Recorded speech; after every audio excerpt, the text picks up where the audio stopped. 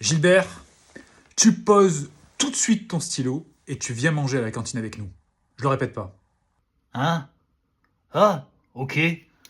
Cette situation vous paraît complètement décalée par rapport à Gilbert, mais pas forcément décalée par rapport aux enfants qui subissent ce type d'ordre chaque jour.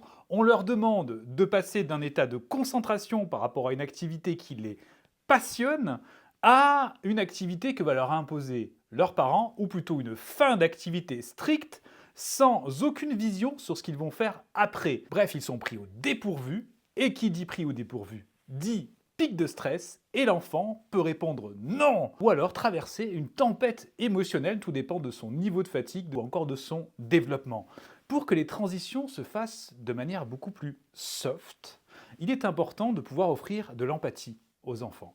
Lorsqu'ils sont concentrés sur une activité, on peut se mettre à leur niveau et commencer à poser quelques questions. Alors là, vous allez me dire, oui, mais on est en retard, etc. Dans ce cas-là, peut-être prévoir 5 ou 10 minutes avant que l'activité ne doive se terminer pour offrir cette empathie. Peut-être rentrer ainsi dans l'univers de l'enfant, lui poser des questions.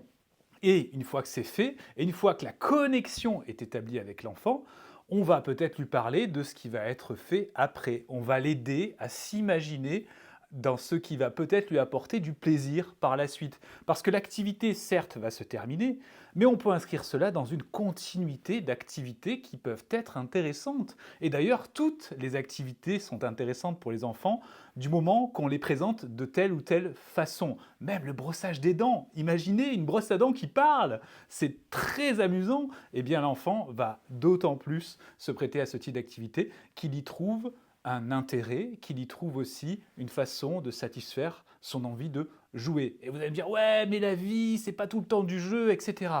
Justement, la vie est souvent difficile, alors pourquoi rajouter du stress? Pourquoi rajouter de la difficulté? Autant essayer de travailler sur le jeu et sur l'empathie afin que parents et enfants, en plus, construisent des souvenirs positifs ensemble.